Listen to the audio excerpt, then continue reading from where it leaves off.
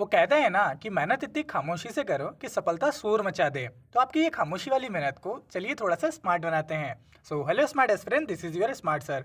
तो फाइनली फिर से आ गया हूँ आप लोगों के सामने। हमारा जो 75 डे का हार्ट चैलेंज चल रहा था उसका 31st डे है और बिल्कुल फुल जोश और हाई जोश के साथ आपके सामने मैं ये नेक्स्ट लेक्चर लेकर आया हूँ। इससे पहले कमेटी के 2 लेक्चर और मैं ऑलरेडी डाल चुका हूँ। आप लोगों का बहुत अच्छा रिस्पॉन्स रहा है और आप लोगों ने प्रैक्टिस भी की है और सबसे अच्छा ये लगता है कि आप लोग प्रैक्टिस करके ये चीज़ें आप लोग को याद हो रही हैं, क्योंकि ये सारी चीज़ मेरा मेन मकसद इन वीडियो को लाने का यही है कि आपको चीज़ें याद करवा दूँ। मुझे आपके ब्रेन में इसको फिट करवाना है और वो काम मेरा है, वो मुझ पर छोड़ दो। बस मैं जैसे जैसे आपको बताऊँ ना वैसे वैसे इंस्ट्रक्शन को अच्छे से फॉलो करते जाओ और आपको याद भी करने की जरूरत नहीं पड़ेगी। आंसर राइटिंग में ना यूं मक्खन की तरह निकलेंगे सारी चीज़ें। तो चलिए बिना देरी के हम लोग स्टार्ट करते हैं। तो ये हमारा 3rd लेक्चर है, ये हमारी पावर ऑफ थीम सीरीज चल रही थी उसी का पार्ट था। तो यहाँ पर हम लोगों ने बता दिया कि जो कौन सी कमेटी किस तरीके से टॉपर लोग यूज़ कर सकते हैं करते हैं। तो आप लोग को मैंने ऑलरेडी ये बताया हुआ है। ये PDF ऑलरेडी 29 रुपीज़ में है। जब सीरीज़ खत्म हो जाएगी तो मैं इसको फ्री कर दूंगा। अगर आपको अभी चाहिए तो आप 29 रुपीज़ में जो है स्मार्ट एस्पिरेंट में जाएंगे तो वहाँ पर जाके आप लोग परचेस कर सकते हैं। चलिए तो अभी तक हम लोग देखते हैं कि चलो मैं एक और दिखाता हूँ। देखो यहाँ पर भी जैसे कि यहाँ पर भी आप देखोगे कि कमीशन का यूज़ करा हुआ है, पूंजी कमीशन।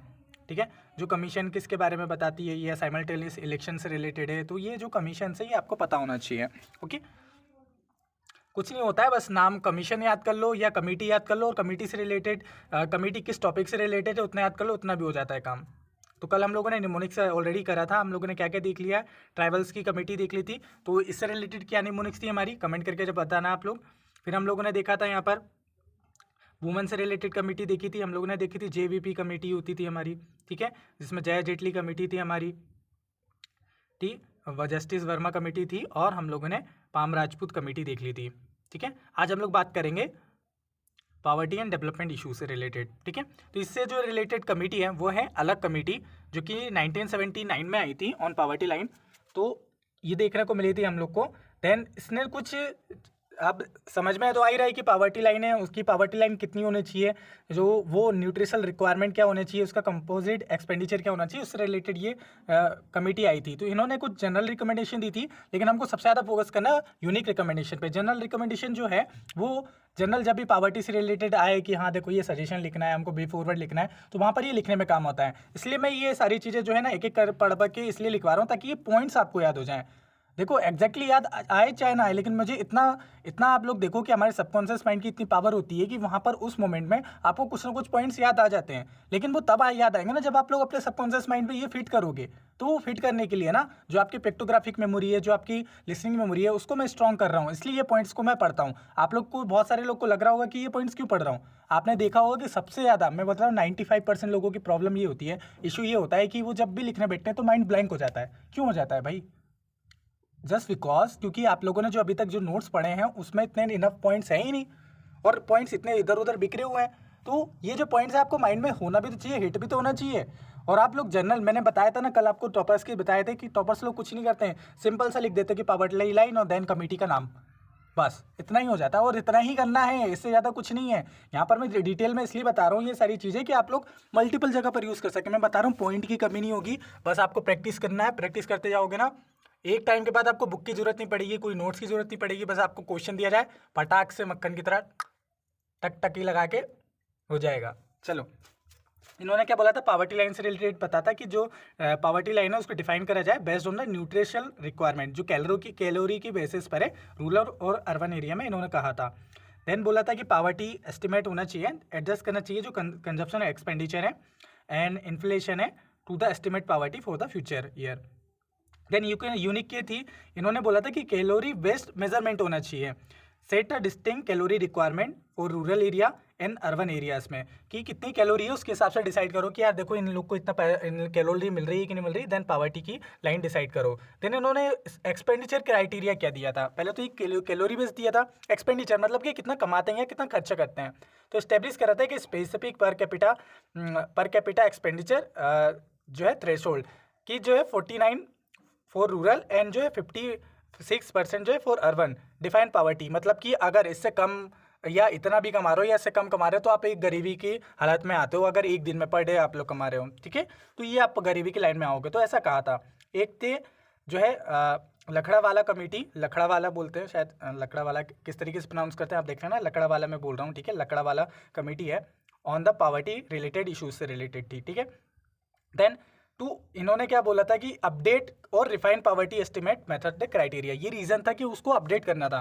देन इन्होंने जनरल रिकमेंडेशन दी थी कि कंजम्पशन एक्सपेंडिचर होना चाहिए, स्टेट स्पेसिफिक पॉवर्टी लाइन होना चाहिए, हर स्टेट में जो है हर कंडीशन अलग है, वहाँ की पॉवर्टी अलग है, वहाँ के लोग अलग है, रहने की उनकी डाइवर्सिटी अलग है, और वहाँ का बिजनेस अलग है, वहाँ का इंफ्रास्ट्रक्चर अलग है, वहाँ की लोकेशन अलग है। तो इन्होंने ये बोला था कि बस देखो स्टेट वाइज होना चाहिए, पूरे हम लोग पूरी कंट्री को एक मापतोल पे नहीं हम लोग नाप सकते हैं, क्योंकि हर देश के हमारा जो देश है ना, हमारे देश में सिर्फ एक देश नहीं है, वो छोटे छोटे आप लोग ये समझ सकते हो कि अलग अलग डाइवर्सिटी है, इसलिए तो यूनिटी एंड डाइवर्सिटी बोला जाता है ना। मतलब आप देखोगे कि यहाँ पर आप लोग को जो जो हमारे वेस्टर्न कंट्रीज देखते हैं उन सब की क्वालिटी आपको यहाँ पर देखने को मिल जाती है। तो यहाँ पर ना हम लोग एक स्पेसिफिक बेसिस पे नहीं डिसाइड कर सकते, ऐसा सजेशन दिया था, ठीक है। स्टेट स्पेसिफिक बोला है इन्होंने, पूरा ओवरऑल जनरलाइज करने को नहीं बोला है। पॉवर्टी एस्टिमेट कर सकते हैं हम लोग तो ये बताया था। यूनिक रिकमेंडेशन क्या है इनकी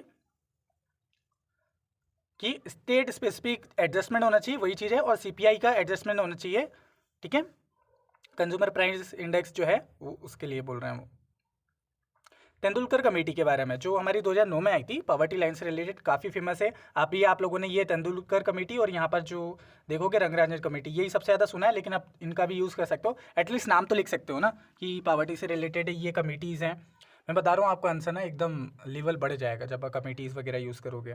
तो इन्होंने क्या करा था कि जो मॉडर्नाइज किया था पॉवर्टी एस्टिमेट बाय द जो है including broader range of consumption item and जो है अपडेटिंग मेजरमेंट टेक्निक। तो इन्होंने अपडेट कर दिया था जो पॉवर्टी को अभी तक मेजर करा जा रहा था उसको, ठीक है। जनरल रिकमेंडेशन क्या है कि शिफ्ट फ्रॉम कैलोरी कंजम्पशन से जो है इन्होंने बोला था कि शिफ्ट करा जाए, move away from the calorie based poverty estimate. अब कैलोरी वेस्ट क्यों कर रहे हो भाई, उसके लिए और भी तो पैरामीटर हो सकते हैं। एक यूनिफॉर्म पॉवर्टी लाइन बास्केट के बारे में इन्होंने बात करा था कि use a uniform basket goods for the both rural and urban area and mix reference to period. क्या बोला था इन्होंने कि अडॉप्ट मिक्स रेफरेंस एमआरपी, मतलब कि जो एमआरपी है फॉर द पॉवर्टी एस्टिमेट, तो एक एमआरपी को जो है फिक्स कर दिया जाए। रेंज ऑफ द आइटम बोला था कि ways of calculation on the wide range item including food and education and health. And new poverty line के बारे में बोल रहे थे कि जो है कंप्यूट करिए न्यू पॉवर्टी लाइन को रूरल एरिया में कम से कम आपके 400 जो है उससे रुपये से कम कमा रहे हैं तो आप पॉवर्टी लाइन में करिए, अर्बन एरिया में से कम कमा रहे हैं तो पॉवर्टी लाइन। लेकिन यहाँ पर तो देखो कितना कम एस्टिमेट किया गया था, यहाँ पर इन्होंने ज़्यादा करा था। लेकिन अब इनकी यूनिक रिकमेंडेशन क्या है कि ब्रॉडर आइटम रेंजेस के बारे में बोला है कि include non food items like education, medical expenses and poverty. An MRP utilization किया जाए कि रिकमेंड किया जाए कि जो आपका मिक्स्ड रेफरेंस पीरियड है for the more accurate poverty. Rangarajan committee जो थी ये रीडिफाइन करी थी इन्होंने, ये 2012 में आई थी, और ये जो है ये 2009 में आई थी, तो मतलब ऑब्वियसली बाद में आई है तो फिर इन्होंने अपडेट किया होगा। तो इन्होंने रीडिफाइन करा था पॉवर्टी लाइन को, यूज़ करी थी methodology and data for the accurate estimate के लिए। वही थी कि न्यू पॉवर्टी लाइन के बारे में बोला था कि भाई देखो न्यू पॉवर्टी लाइन है जो 32 रुपये पर डे कमाता हो रूरल एरिया में, या जो है 47 रुपये कमाता हो अर्बन एरिया में, तो उसको पॉवर्टी लाइन कहा जाएगा, वो बिलो पॉवर्टी लाइन के अंदर आ जाएगा। एस्टिमेट बेसिस को बताया था, नरिशमेंट कैलकुलेशन बताए थे इन लोगों ने, और साथ में पॉवर्टी एस्टिमेट के बारे में बताया था, और इंडेक्स अपडेट करने के लिए बोला था। एक यूनिक रिकमेंडेशन क्या दी थी इन्होंने, हाउस होल्ड सेविंग के बारे में बोला था, और ICMR के नॉर्म्स के बारे में बोला था कि use specific nourishment norms based on the ICMR for the accurate. अब देखो यहाँ पर ये तो हमारी कमेटी हो गई, इसके अलावा भी हमारा जो है ना एक मल्टी डायमेंशनल पॉवर्टी इंडेक्स है, वो वर्ल्ड लेवल पर है, ठीक है, जो हमारा इंटरनेशनल लेवल पर है। इससे ऑलरेडी PYQ में क्वेश्चन आया हुआ है। एक हमारा इंडिया का भी बनाया है, नीति आयोग ने बनाया हुआ है मल्टी डायमेंशनल पॉवर्टी इंडेक्स। तो अब आप लोग का एक होमवर्क है कि आपको जाके सर्च करना है ये नीति आयोग का जो मल्टी डायमेंशनल पॉवर्टी इंडेक्स है और जो हमारे वर्ल्ड लेवल पर मल्टी डायमेंशनल पॉवर्टी इंडेक्स है, उन दोनों को अच्छे से पढ़ डालो, इंपॉर्टेंट है, थीम है, वो क्वेश्चन आता है, पहले भी आया हुआ है, अभी भी आएगा और आगे भी आ सकता है, ठीक है। तो उसको देख लेना। अब इसको कैसे याद करें, जैसे मान लो कि पॉवर्टी हमारा, तो हमारी कौन कौन सी कमेटी हो गई यहाँ पर, अलग कमेटी हो गई, ठीक है, अलग कमेटी हो गई, तेंदुलकर कमेटी हो गई, और अलग तेंदुलकर कमेटी, या जो है लक्कड़वाड़ा तेंदुलकर कमेटी, और रंगराजन कमेटी। तो देखो ये क्या हो गया, ये हमारी एक निमोनिक बन गई, यहाँ पर आप लिख दो P, ठीक है। तो पल्टर करके एक निमोनिक बना दी है हम लोगों ने। पल्टर से आप लोग जो है इसकी कमेटी याद रख लेना। पावर्टी से रिलेटेड कमेटी कौन कौन सी है? पावर्टी से कमेटी रिलेटेड है पल्टर, पी से पावर्टी, ऐसे आपकी अलग कमेटी, एल से लक्कड़वाला, टी से तेंदुलकर और ऐसे रंगराजन। ठीक है, ये निमोनिक्स कमेंट सेक्शन में लिखना और बताना भी देन।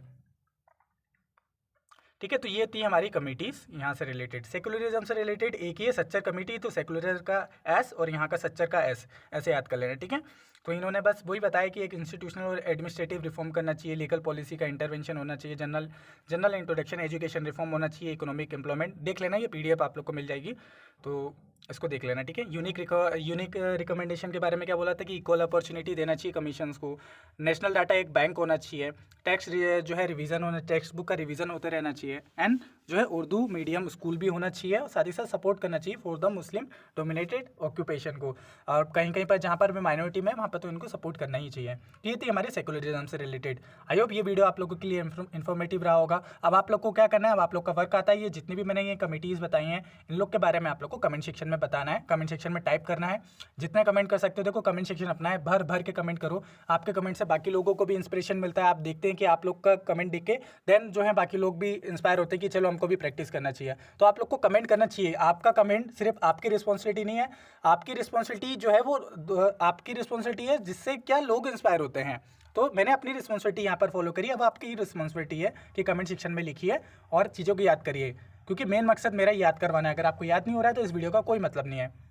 ओके, और ज़्यादा लोगों का पार्टिसिपेशन नहीं हुआ, मुझे लग रहा है कि बहुत लोगों को बेनिफिट नहीं मिल रहा, तो मैं इस वीडियो को प्राइवेट भी कर दूंगा।